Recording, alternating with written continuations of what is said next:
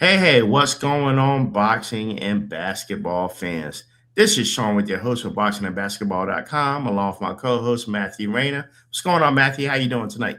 Doing pretty good. We've had 4 days off. A lot of stuff has gone on, and happy to be putting the 3 day weekend behind us and getting back to basketball.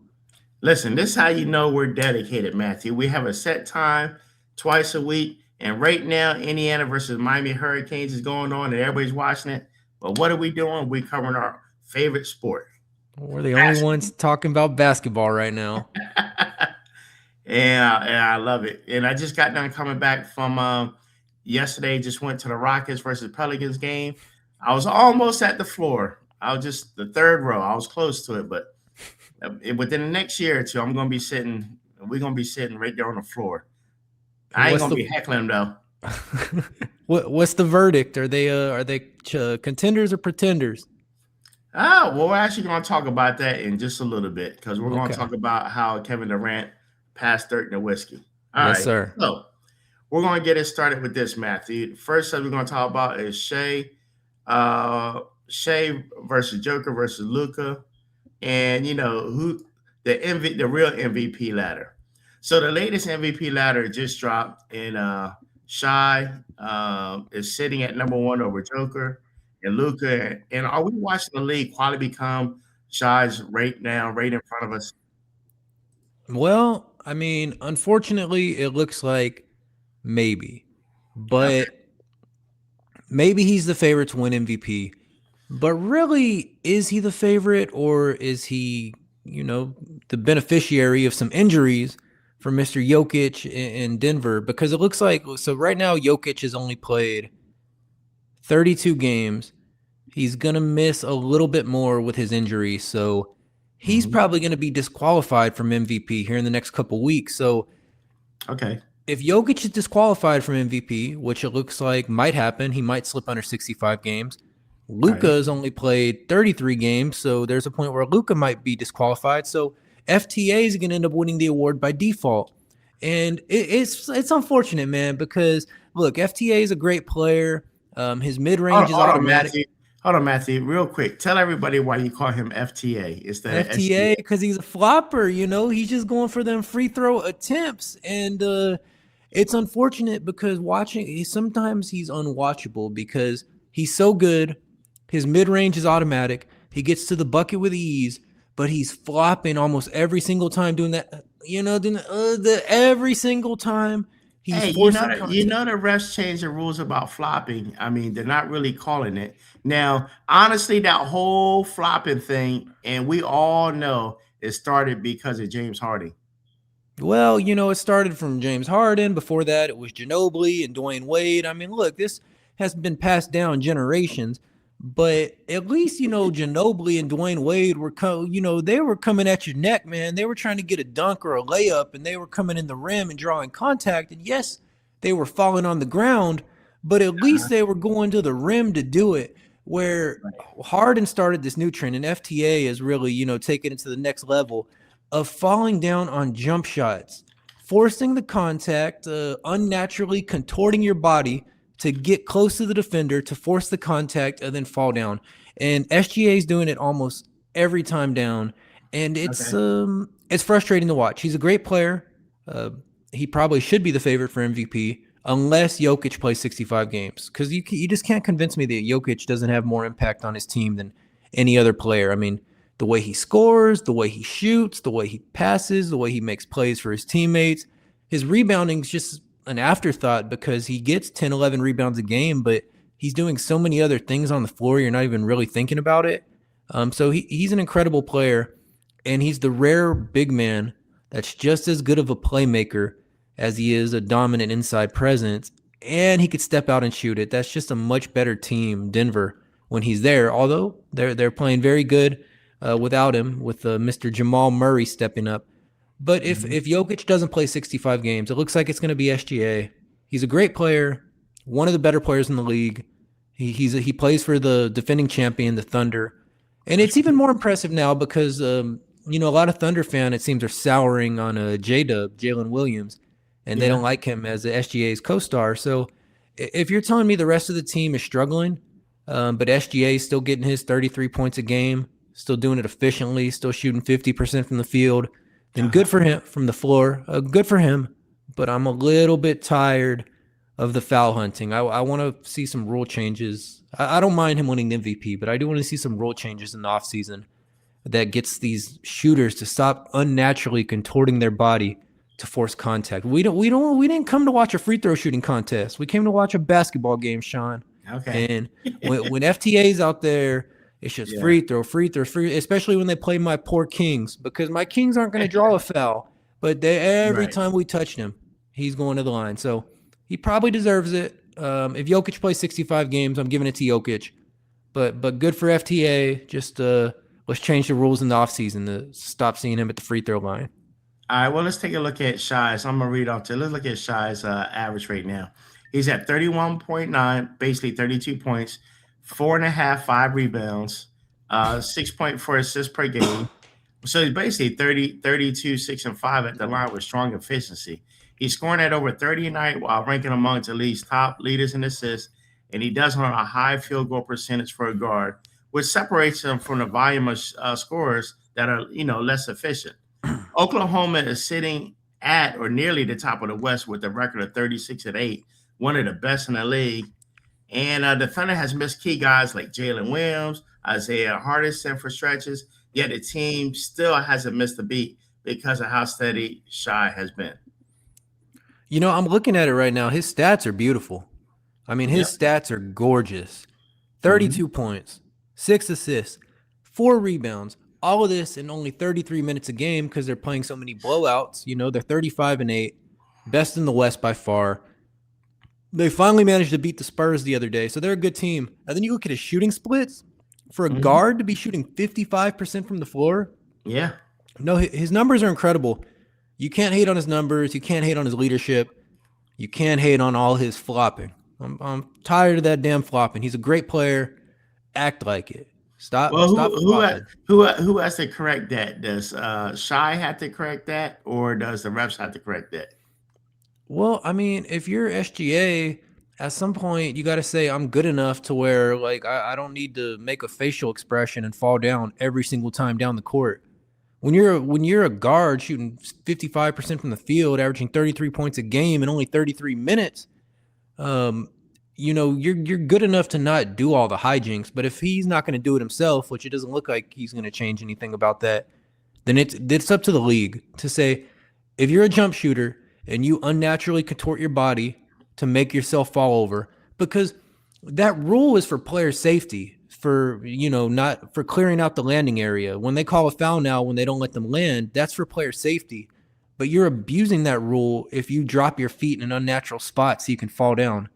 And it could lead to an injury. You're going to hurt yourself doing that. So it's up to SGA, I think, to stop doing that. It'd be nice, but we know that's not going to happen. So if you're the league, I think you need to crack down on your star players doing this unnatural. I'm turning my body this way, my feet are over this way, and I'm falling down every single play. And then you got guys like Luka that are just total babies. And finally, the announcer for Charlotte called it out the other day. He said, this guy's a whiner, because he is. And so it's one thing with SGA because he's cool, calm, and collected. I don't really see him yapping at the refs that much, but maybe it happens and I'm not seeing it. But with Luka, every time down, he's yapping at the refs. And at some point, it's like, you're a superstar. Play some basketball, man. He's just, it's so frustrating to watch. And if I was his teammate and we had to do 5-on-4 on the other end on defense because Luka's still back yelling at the ref, I'd be so frustrated. So look, I don't like that element of Shai's game, but I do like that he seems cool and calm in there, and he's not trying to go 12 rounds with the referee every time. We're in USA boxing, so we see our share of fights. We don't need to see our share of fights on the basketball court with star players whining at the referees. And I'm extremely tired of seeing that. And with Luka, it's so off-putting because you're so good. Right. But he don't get back on defense because he's still fighting the referee. He's playing defense on the referee. And we don't want to see that anymore. But got you. Jokic is my MVP favorite, but I don't think he's going to play 65 games. So I'll give it to SGA. All right, there you have it. What All about right, move you? on. Who's your MVP? Oh no, definitely SGA. I mean, he's single-handedly doing it almost by himself, for 35 sure. and 8. Yep. Mm-hmm. All right, moving on to the next subject, we're going to talk about Giannis is in, but are the Bucks all in, Matthew? Giannis is once again an all-star starter and one of the top vote getters. But does Milwaukee's current roster really match his championship timeline? What are your thoughts on that? Well, I would say no, because I look at their current roster and Sean, I don't see a lot of players I recognize. You got AJ Green And in they're there. talking about getting rid of Bobby Portis too, right? Well, at some point, Bobby Portis has been great for them, but at some point, you're getting a diminishing return with him. But, he's still shooting 49, 48 from three, Yeah, giving you 13 points a game. So I don't know. Maybe if you can get a good return from him, then sure. But it looks like his production is still pretty high for a six-man. But you're starting a bunch of no names in the starting lineup. You got AJ Green, who's having a good year, but I don't know what kind of value he adds to the team. Ryan Rollins, a young hmm, guy. So you're starting all these super young guys. You got Kevin Porter Jr. and then you got Giannis. It's just Giannis carrying this team of no names. And at some point, if you're Giannis, you want Milwaukee to bring you a superstar. But if you're Milwaukee, we already tried. We brought you Damian right. Lillard, and that didn't work out. Yeah, and I thought that was too, and I was shocked that it didn't. A lot of people thought it was going to work out. Then if you're Milwaukee, you say, well, we had a mid three a few years ago with the Drew Holiday and Chris Middleton. Everybody got old. So I Yeah, think Milwaukee's trying. I don't think it's a lack of effort on their part. They right. built this beautiful team that won the championship, led by Giannis, Chris Middleton, and Drew Holiday. And Uh-huh. then when that team started to age out, they made big moves. They tried to get Lillard, but they've already done everything. They've grown a team organically. They've made the splashy trade. And now you're just kind of stuck where you're at with Miles Turner and Kevin Porter Jr. and Ryan Rollins and AJ Green and everybody's favorite Kyle Kuzma. You're just kind of stuck with this mismatched group of pieces because you've swung big with Damian Lillard and you struck out. And then you send him back to Portland. So I don't see them having the assets to build a team around Giannis with superstars. So if he wants to stay, then he's going to have to get it out the mud for a little bit. He's going to have to work Right. with these mismatched pieces. I think at some point you hear about Kyle Kuzma getting traded. I don't know how many assets you're getting back for Kyle Kuzma. I Not don't too know how many. many assets you're getting back for That's a Bobby one-for-one Portis. trade. One-for-one trade. Yeah, yeah. I mean, you're not getting Damian Lillard back for Kyle Kuzma. Right. You're not And you getting know what? And I was going to say, you know what? And it took Kevin Garnett years to finally say, listen, man, we know you love the Timberwolves. We know you love Minnesota. But, bro, if you ever want to win a championship, you have to get out of there. And when he went to Boston, they built a powerhouse behind him. That was it. So do you think Giannis is in the same boat? Like, bro, like the city loves you. You love the city. But if you really want that championship, you're going to have to. No, I don't see anybody in the East that's necessarily, oh, well, Giannis can't beat the Celtics or Giannis can't beat the Sixers. Kevin Garnett had to get out the West because he couldn't beat Tim Duncan. I mean, they can spin it however they want to spin Right. it now, but Kevin Garnett had to get out of the West Yeah. because who was in the West? Shaq was in the West. Shaq Yeah. would give him a spanking every year. Duncan was in the West. Duncan would give him a spanking every year. So he said, you know what? I think it looks nice in the East where I don't have to play Duncan every year because Shaq was already out of the West by the time Right. KG left. But KG was tired of that Spurs spanking he had to get every year. And with Giannis, I don't think there's any other team that scares Giannis. I mean, I don't think Right. it's the Celtics, especially the Celtics without Tatum. I don't think it's the Sixers with Embiid and Podcast P who can't stay on the floor. The Hawks have already fallen apart. They've had their rise and fall. Yeah. So I don't think there's a team where you say, if you're Giannis, oh, this team scares me. I can't beat this team. And in Right. fact, if you get that trade Uh-huh. and you go west, Then there are some teams like that. Yeah, yeah. Then you got to deal with FTA and OKC. Then you got to Right, deal with the LA teams. Then you got to deal with Wemby, the alien, and the Spurs. I mean, there's a lot of stiff competition in the West. The grass isn't always greener on the other side. So if you're right, Giannis, I think you just got to get it out the mud with the roster you have. They've tried to build superstars around you. They've tried to build good teams around you, and now you're stuck with what you have. And a lot of that's because, you wanted to play with your buddy Damian Lillard, and so they had right. to give up a lot to get him, and it didn't work out. So I hope he stays, though, because we've talked about this before. He's been there 13 years. He hasn't been there 5, 6, 7 years. He's been there 13 years in the Right. small market, brought them a Mhm. championship. They Yeah, signed his that's right. brother. 2021 was the championship they won against the Phoenix Suns. I think it was like 4-2, right? But 6 games. I mean, but it after that, it just has to be the same.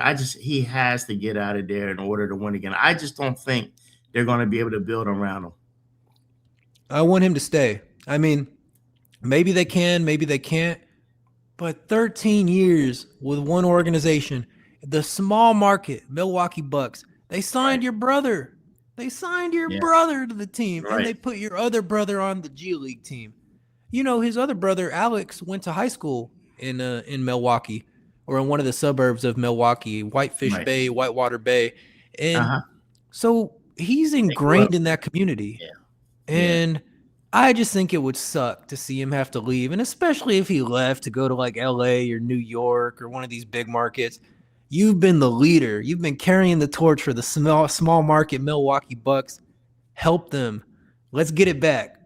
Right. Milwaukee championship 2027. All You heard it here right. first. Got you. All right. Well, there you have it on that subject. Now, Matthew, like I said the other day, I saw the Houston Rockets game, and I was there to witness Kevin Durant just pass Dirk Nowitzki.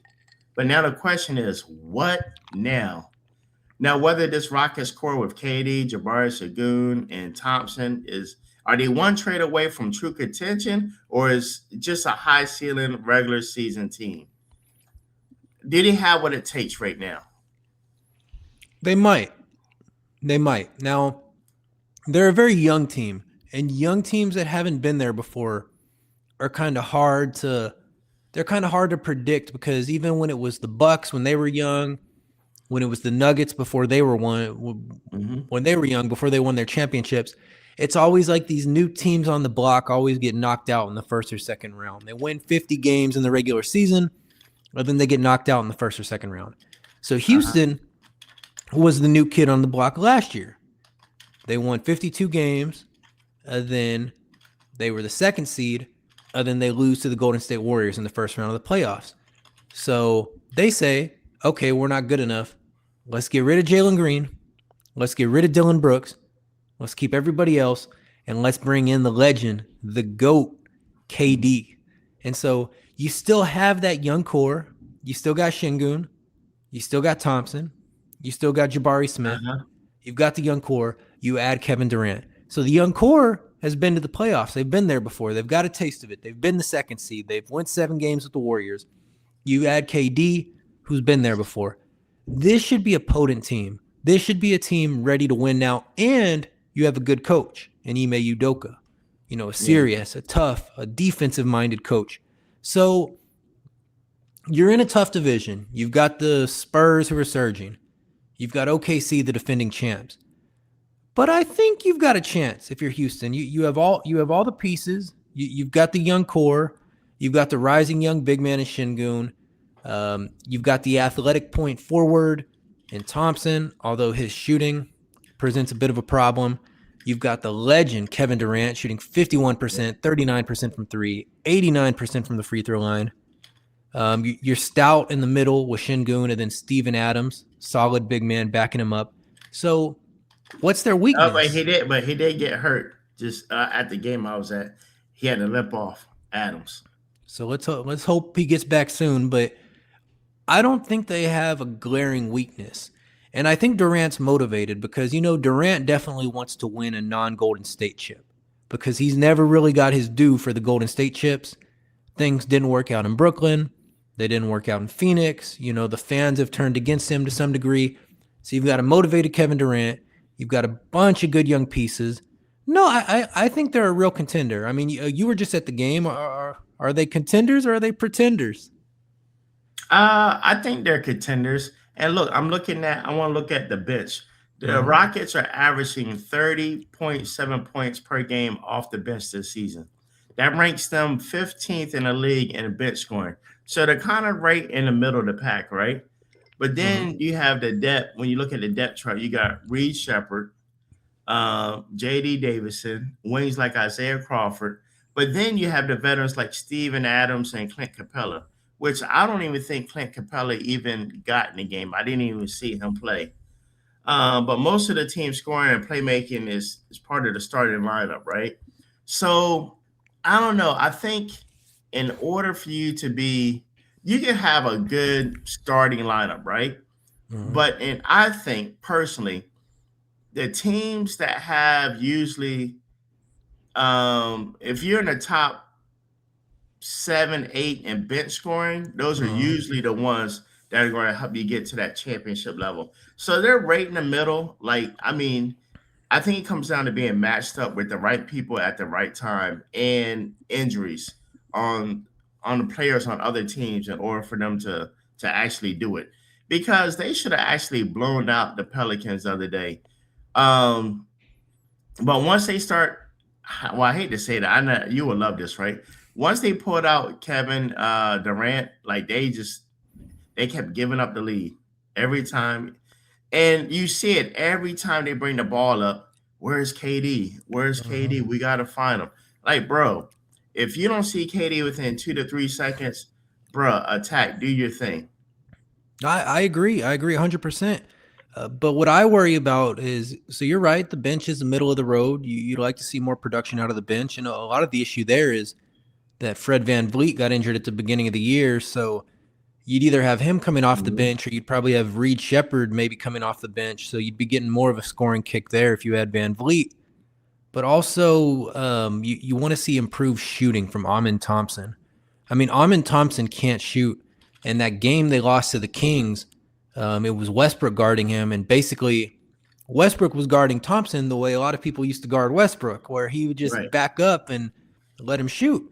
And if you have a player out there that's not your center that can't shoot, and you also have Şengün or Adams or Capella, your center that can't shoot, then they're all going to close out on KD, and they're all going to go after the shooter. So Amen Thompson, if he could get that 3-point percentage up to 32, 33, he's got to get it above 20, which is where it's at now. Do I have that right? I think he's at 20%.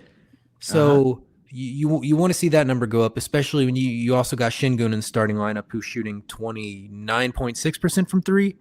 But Reed Shepard at 41, Tari Eason at 47, Jabari Smith at 36, Durant at 39. So you've got shooters out there. But if you're Thompson, you got to at least be able to make it enough for the defense to respect it. But I think that team's going to keep growing. And I think they should be at the 3rd or 4th seed by the end of the season, which will give them first round home court advantage, at least in the first round. So I'm excited to see what that team can do. I think that team has a lot of potential. I'm not giving up on them yet. No, they wouldn't be favored against OKC, that's for sure. They probably wouldn't be favored against Denver with Jokic, and it'd probably be a toss-up against the Spurs. But I think everybody else, they'd be favored to beat. They'd be favored to beat the Warriors. They'd be favored to beat the Lakers. So, a lot of teams wouldn't be favored to beat the Nuggets or the Thunder. But let's see what they can do. I'm optimistic about that team. And I tell you what, Matthew, I like Reed Shepard, right? And when he comes out, the way he can nail threes, right? But I saw matchups yesterday where Reed Shepard is a defensive liability. He's only 6'2". And there are certain people there are certain people he was matched up with. I'm like, man, this is not good at all. And they were able to easily shoot over him, right? And then also, I think once, I don't think twice, but at least once, He was even like 2 or 3 feet behind the 3 point line and went to go shoot it and got blocked. At Mhm. 6'2", man, unless you're like a Steph Curry, and that's how Steph gets his up, right? Steph, if he's open, he's gonna make it, right? But if not, Steph really has to work with his ball hand and get around these guys and sidestep and shoot. Reed doesn't have those ball handler skills. He's a straight up bring the ball up, and if I got enough space, I can shoot it. If not, I have to pass it off. Where Steph is like, nah, I'm gonna break your ankles, then I'm gonna shoot it. Well, Steph's one of one. Not everybody can play like Steph, especially Reed Or Shepherd. Kyrie Irving. Kyrie Irving is short, like 6'2", 6'3", but he can break some ankles and get his shot up. Reed just doesn't have the handles to get around tall, players that's at least 6'4", 6'5", just to get around and get his shot up. Like he literally has to be open. Well, some players are like that. Some players have to get to their spots. Not everybody plays like Kyrie. Not everybody plays like Steph. And I was actually incorrect. I think I said something that suggested he was a starter. No, he is coming off the bench. Yeah, And he's only playing 25 minutes a game. right. And so, And it's because of his height. I knew right away as soon as I saw him come out there. well, if he's there to shoot, he's there to shoot. Yeah. Not everybody's going to get to the rim. Not everybody's going to play defense. But if your defense is so bad that you can't guard anybody, then at some point they're not going to care if you can make a shot because they don't want to have shootouts every night. So he's going to have to develop that defense a little bit, or they're going to have to find favorable matches for him, or else his minutes are going to go down, down, down. Right. All right. So Matthew, so check this out, right? Mm-hmm. Our next subject. Okay. And then I don't know if this is going to upset a lot of people or not. But all y'all out there, 22 years later, LeBron James isn't an all-star starter. For the first time in over 2 decades, LeBron James is not an all-star starter. Is it just about the injuries, the games being played, or is it the official passing of the torch? What do you think, Yes, Matthew? all of the above. It's injuries. The Lakers aren't good this year, despite the fact they have a winning record. They're not playing together. They're not playing as a team. They're just giving each other dirty looks after every play, especially Luka. And LeBron, he's not having a good year. The numbers are good, but that's because he forces the numbers to be good, because he demands to be on ball a certain amount of possessions for the game, even though it's probably better for the team to have Luka or Austin Reeves being the one on ball, bringing the ball up every single time. So LeBron still needing to get his numbers is part of the reason they're not good. But also, LeBron's 41. LeBron's played, his 23rd season? He's been in the game. Yep. 23rd season, 41 years old. So you wouldn't expect him to be good. The only reason people expect him to be good is because he's LeBron James. But he's not going to be good. He's also given the roster spot to his son. So, there's 2 roster spots filled by the Jameses. And he's going to demand certain things because he's such a great player and he's been such a good ambassador for the league that he's going to expect certain favors on his way out, like his son getting a roster spot, or like him getting to play on ball, even though it's not best for the team for him to be playing on ball. So he's only played 23, 24 games, so injuries have kept him out. The Lakers, despite having a winning record, just look very flippy-floppy, incoherent. They just, from one game to the next, they can get blown out by 15 to the Kings, or they can beat some good teams. So they look very inconsistent. Austin Reeves is out right now. They're 25 and 16. They're in the 6th seed, so it's not all bad, but it feels like every time I see them on SportsCenter, on highlights, or on NBA's Instagram, it feels like every time I see them, they're losing. And every time I watch them, because they've played the Kings a couple of times now, so I've watched a couple of their games. Right. They're always just making faces at each other. It's like they don't enjoy playing together. Yeah, I know we've all seen it now. Right. LeBron staring at DeAndre Ayton, and they say, "Hey, when Le GM gives you that look, you're gone. Pack your bags. You're headed to Washington, buddy. Get ready to learn Washington." Because hold on, Matthew. Is that the dumping ground for everybody that's on the way to exit out of the league? Is that the last stop, Washington? It's one stop Washington, next stop Beijing. You're going to be in the CBA, buddy, but first you're going to make that stop on the way out in Washington. We're going to give Yeah, you one season in Washington. Then you're going to get on that plane and you're headed to Europe or you're headed to China. So, yeah, and it looks like DeAndre Ayton. Now, he might not be headed to Washington, but he's headed somewhere because LeBron gave him that look. Hey, once LeBron gives you that look and gets Rich Paul on the phone, bye-bye, DeAndre. Bye-bye. So they're not getting along. LeBron's staring at DeAndre Ayton. Luka is staring at all of them. Luka just that Hornets announcer had it so right. He's a whiner. So talented. But watch a Lakers game. And I get the guy's got a lot of fans. So,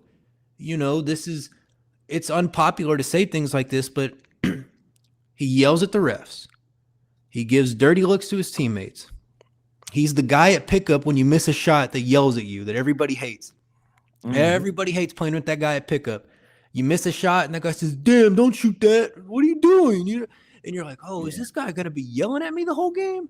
Right. That's Luka Doncic. And so the team is playing with no cohesion. And, Marcus Smart, interestingly enough, every time I watch the games, he's kind of going off. He's leading the offense. He's making some threes. It seems to me that Marcus Smart, as they call him in Boston, seems to me he's leading the team, being one of the more consistent players. But your real leaders, Luka is making angry faces. LeBron is demanding to play a role that his body doesn't want to play anymore. So, yes, he's obviously not an all-star starter. He'll still make it. He'll still be an all-star because he's LeBron James. Right. Just not starting. But he's not a starter. He's not playing like one. And I think the Lakers are going downhill. They will make the playoffs, I'm pretty sure. But they'll be an easy first-round exit for either FTA and the Thunder, Jokic and the Nuggets, or Wemby the Alien and the Spurs. It'll be a nice 5-game gentleman's sweep for King James. Yeah. Well, I think, and I agree with him not starting right now. Like, barring, he has had some injuries.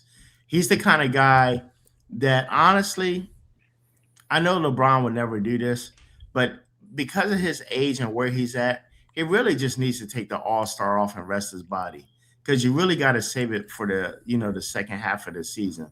But the pride and the ego is not going to allow him to just sit it out, right? Unless he just comes up with something like a day or two before the All-Stars and like, oh, my ankle, or I hurt myself, or my back, I'm pulling myself out.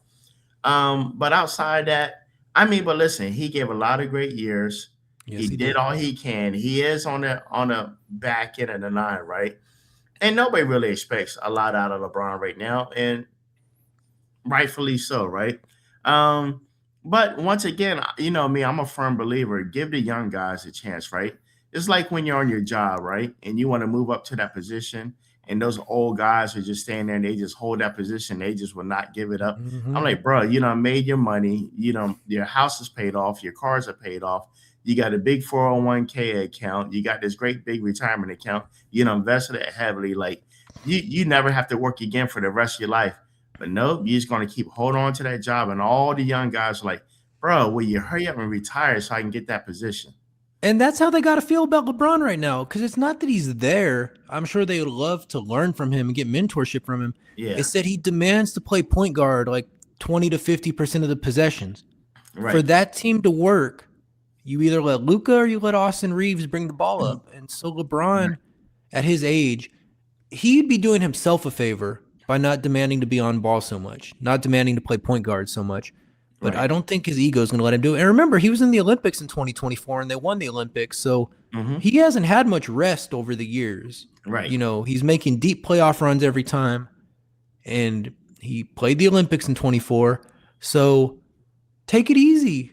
23 years, 41 years old. Take it easy. You don't need to play point guard. But LeBron, when he's out there, he's going to demand to play it. And it's going to hurt the team. Matter of fact, let me pull this up. It was just the other day. The Hornets versus the Lakers. And they lost to the damn Hornets. Listen, but let me tell you why. Because I just thought about something. LeBron is getting old, right? So LeBron cannot be ripping up and down the court, right? Luca just never had no pickup speed, period. Even if Luca could run fast, Luca's going to slow everything down to a crawl, which is good for LeBron, right? But this is the reason why they lose to teams that are under 500, like the Hornets. You know why? They call Why? them not the Charlotte Hornets. They call them the AAU Hornets. They rip it and run it up and down the court, rip it and run it. This is street ball, up and down, fast, fast, fast, fast. By the second quarter, Luca is done. LeBron is done. All the old veterans are like, Luka's huffing and puffing. yeah, yeah. So the Lakers, because of their how old they are and their style of play, they're not meant to run up and down. These AAU NBA teams, they're going to kill the Lakers every time. They just can't keep that pace up. Man, the Hornets, that's a fun team to watch, man. They're not going to win a whole lot of ball games, but they did it to the Lakers the other night, and we talked about them beating the hell out of the Jazz a couple weeks ago now. Yeah. That's a fun team to watch. They do some stupid things, but they run up and down that court and they just throw them 3-pointers up. Brandon Miller, Miles Bridges, LaMelo Ball, Concaniple. Concaniple is great, man. That's a fun team to watch. I'm telling you, man. When the Kings don't play, my league pass pick is always the Charlotte Hornets. Right. All right. Now, Matthew, let's shift over to another subject. Who owns the future of the NBA right now? Is it Wemby, LaMelo, and Shai? Like how quickly the hierarchy has shifted from LeBron, KD, and Steph to Shai, Luka, and Wemby, right? And what does that mean for how the fans are going to consume this going forward? And are we in good hands when those three eventually retire? I think SGA and Luka, along with Jokic, are the best players right now. We talked about them on the MVP thing, but when you talk about who owns the future, assuming this man doesn't get injured, and that's a big if, because you know with those long, gangly, 7'5" bodies, it happens. But Wemby, Victor the Alien Wembanyama, I think he owns the future. He's incredible. You watch these games, you can't take your eyes off him. You watch, because he gets 30 points in his sleep. So, I mean, you watch some of these games and you're like, oh, when did Wemby get 30 points? So we're not even talking about that because he gets 30 points easy. He gets it efficiently. He makes the 3-pointer. He makes his free throws. He gets like 5 or 6 alley-oops a game. But his defense, you know, I get on here talking about defense a lot, talking about AD, talking about Jaren Jackson Jr. This man, Wemby, in the paint, and you can't play him off the court. He's quick enough to switch. He's switchable. You don't necessarily want him guarding a point guard, but he is certainly switchable. And his arms are so long that even if he gets beat by a point guard, he could still just reach over and block their shot, block their layup. Yeah. But the way people run out of the paint when they see Victor Wembanyama, the way he dominates on defense, the way that he's coming from the right side. Yeah. The guard is coming from the left side going for a layup. Wemby's 5 feet back. The guard completely pulls out of the lane just because the thought of Wemby being there strikes so much fear into them about getting their shot blocked. They just run out of the paint. He's one of the most dominant defenders I've ever seen. And he's only in year 3. Am I got that right? He's in year 3? Or is this year 4 for Mr. Wembanyama? No, it's 3, right? Because he just came in 22, 23 season, I believe. I believe it's year 3. It might be, I don't want to be dumb. It might be. No, I think he's 22, 23 season is what he came in. Yeah, so he's in year 3 and dominant defender. I hope he plays 65 games because he deserves Defensive Player of the Year. I'd be sick if Rudy Gobert wins Defensive Player of the Year again. Let's get Wemby 65 games. Dominant defender, 30 points in his sleep. You look at the numbers. First of all, the Spurs, it's only OKC better than them in the West. I mean, the Spurs have been incredible. They're 29-13, and Wemby shooting 52%, 38% from 3, 84 from the free throw, averaging 25-11 with 3 blocks. That's your guy. That's who owns the future. He's not the best player right now. You got FTA. You got Luka the Whiner. You got Jokic. Jokic is incredible. Jokic has vision like no player. But when you talk about the future, I think it's spelled Wemby. The future is spelled Wemby. Hey, look, and I don't want to take anything away from. Let me say this: I named those three guys, right? But I don't want to leave out Ant Man, Oh yeah. for Anthony, right? But the reason why I think people are so caught up on why they're caught up on those three, right? Shy, like you said, is going to get to the basket. He's not that tall of a guard, but what he can do and lead his team and his fadeaways and the way he twists and contorts and gets to the basket is amazing. Luca is going to shoot the lights out of it. He can hit it from the logo. He can hit it from the three. He has such, I call him, in baseball terms, I'll call him the changeup. He moves at such a slow speed that it lulls you, and then he can do a small, quick burst and get up a shot, or just step back and hit on you. So the things that he can do is kind of amazing. How you could just be in his face and he's still going to hit it, right? And then Wemby, like you said, is the alien, right? 7 foot 4 or 5, whatever game he's playing, right? He's going to bring the ball up, shoot threes, block your shot. He can be pivoting at the free throw line, take one step, and next thing you know, he's like finger rolling it in, right? So these are attributes and special, I call it like almost like video game s like things that's like, wow, the things they can do is like amazing, right? Where Ant-Man is going to give you a solid 30, 40, 50 on a night, right? But there's no flash to him. Ant is just going to play hard, Buckets. and he's going to get you the bucket. He's not trying to embarrass you. Like, give me the rock, I'm going to score. And although people don't find it exciting to look at it like those other three, I definitely would pick him up on any team. Like, he can go to any team in the NBA right now, and everybody be happy to have him. Oh, he's gonna try to embarrass you though with some of those dunks. I mean, he's definitely going for people's heads, Sometimes, and yeah, we're talking about yeah, he's gonna give you buckets. I mean, he gave the Spurs 55 the other night, and to yeah, me, he's the closest thing we have to. And he's a lot smaller, but he's the closest thing we have to like prime Durant, but with more burst, and not like prime Durant in the sense of no, he's not a 7 foot guy that can uh-huh, guard that can dribble like a guard, but he can give you buckets like prime Durant. He can hit the three, and he can definitely hit the mid range. And when he's on his game, it's to me, it's like Durant, where you just know if he shoots it, it's going in. But the thing where he's different from a younger Durant is I feel like he's got a little more burst, where you see him getting in the lane and just yamming it a little more. Where even Durant in his prime, he could throw it down a little, but it was a little more finesse. Where Ant has the jumper, he's got the 3-pointer, but he's got the burst that you have to respect. So you can't overcommit to him on the 3-point uh-huh, line, or else he's going to blow right by you and dunk it on you. And so yeah, that's an interesting mention with Ant because he's lethal. And he didn't have much help the other night against the Spurs. They still lost to the Spurs, but for him to put up 55 points, no, he's a problem.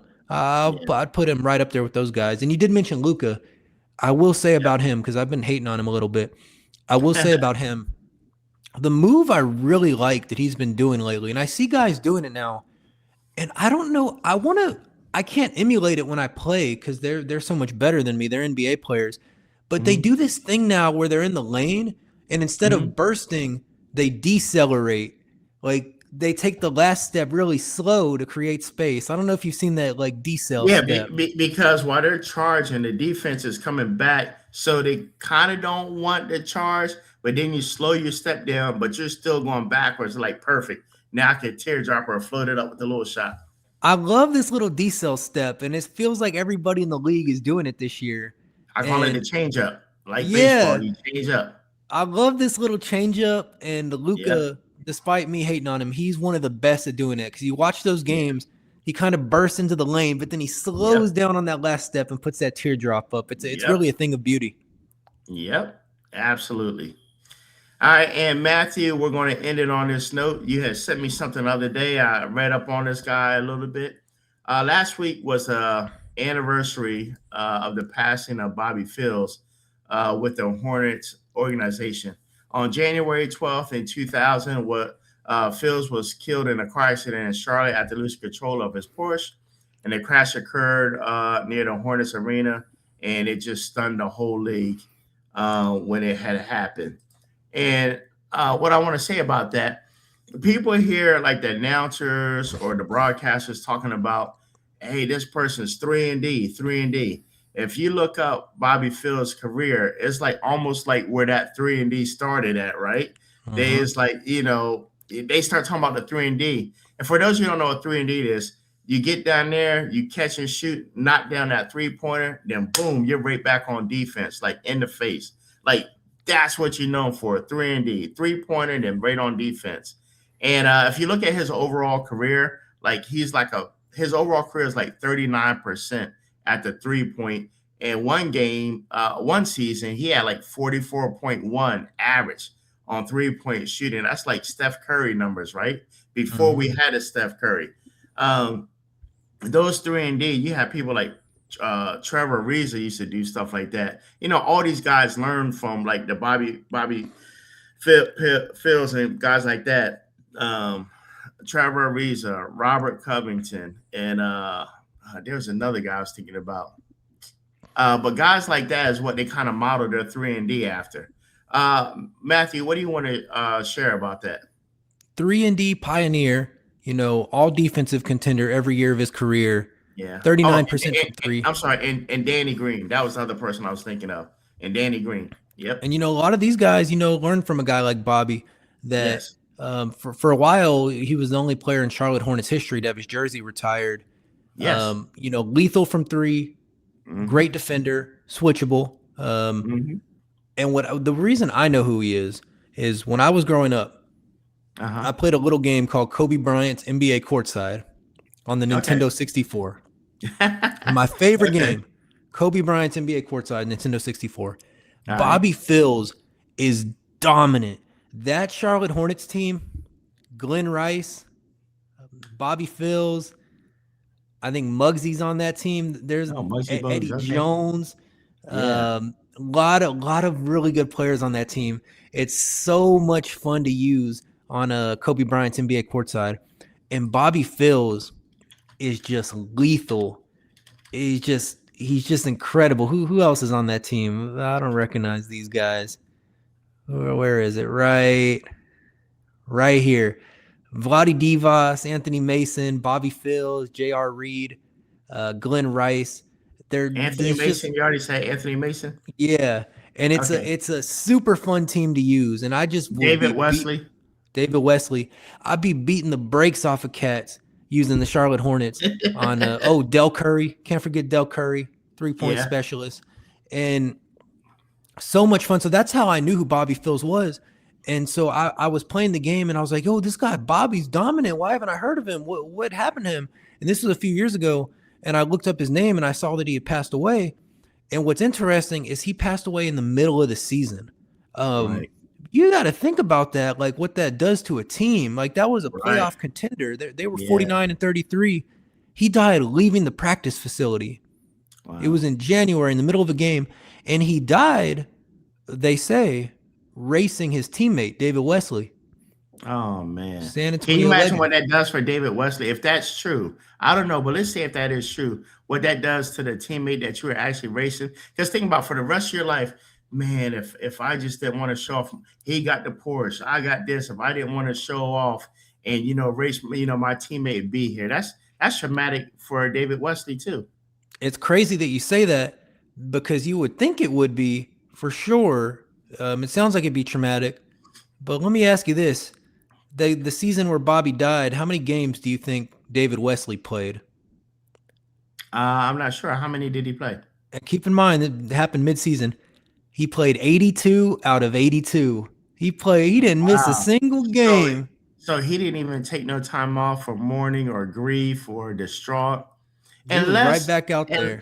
unless there was really no truth to that he was the one racing them. I don't know. He said, "I'm just here to play basketball, man. Yeah, I'm just here to hoop." He played 82 of 82 games. When I read the story yeah, that they had died, kind of racing each other, I was like, "Wow, I bet if I go to David Wesley's page, he probably missed like a month that season." He was suited up. He was right back on the baseline 3 days later. Um, wow, so I thought that was kind of interesting. Um, it's a really interesting story, and it's one of those things where that Hornets team was a contender. They made the playoffs. They lost in the first round. He died in the middle of the season. Like I said, he died supposedly racing his teammate. It's one of those things I would like to see an ESPN documentary on. Like I'd like to see like yeah, a 30 for 30 kind of documentary on. It seems like something interesting. And I don't know if you share this opinion, but it seems like something that nobody's really covered and people might enjoy learning more about. yeah, yeah. I'm just looking up something here. Says the short version, police investigators said Bobby Fields and teammate David Wesley were driving extremely fast in their Porsches, or they both have Porsches, after practice, but a judge later found that there wasn't enough proof to convict Wesley of racing him, only of reckless driving. They acquitted him of the racing charge, saying there was reasonable doubt that they were technically racing each other, even though, yeah, He that's didn't miss a sad. single game. He was right back out there. And they said Wesley testified, "We weren't racing. We were driving fast. There was no destination. There was no finish line."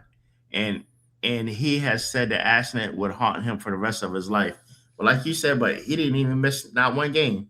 Yeah, he That's was crazy. right back on the baseline 3 nights later, ready to play some basketball. But I don't want to make light of it. It could be that that was his way of coping. Some Yeah, people throw themselves into their work. yeah, You know, true. one time I was at work and no, I was in school and our guest speaker, he said this was a Friday, and he was Uh our huh. guest speaker on a Friday, and he said my wife died on Wednesday, and like to me it'd be like, Right, man, I would take some time off. I would certainly wouldn't be giving a guest speech 2 days later, right, but some people throw themselves right into the work right away to get over it. So true. for David Wesley, maybe playing 82 games, that was his way of saying, let me focus on basketball so I don't got to focus on Bobby. Right, that's true. All right. Once again, man, we send our condolences out. I know it happened back in 2000, but we send our condolences out to the family. I hope and pray that y'all was able to get through that, and that it wasn't in vain, and that something good or positive might have came out of this. Maybe it helped deter other people, from racing in the NBA and doing reckless stuff like that as well. Well, Matthew, man, I appreciate our time one more time, man. I had a blast. We had some good topics tonight. Listen, me and Matthew was just talking about, we really thank y'all for supporting our videos, the views are getting, hitting those shorts. Please, please, please subscribe, share, and like. We're on YouTube, Instagram, the Facebook group, TikTok, and Twitter. Like, share, like, and subscribe to all of them. And just keep supporting us. Matthew, before we close out, anything you want to say? Man, good talking to you as always. And it's so interesting, man. I've been looking at our YouTube. I've been obsessed with our YouTube lately and how Yeah. many views some of the videos have been getting and how many comments and engagement. So we're just like, Right. really pleased with all the engagement and keep leaving Right. the comments. And we're going to try to, I know at some point, try to answer some of the questions, some of the more interesting comments during the show. Yeah. Yeah. And don't forget, like we always say, if there's any subject you want us to talk about or something that sparks your interest, please drop it in the comment section. We'll try to cover it if time permits.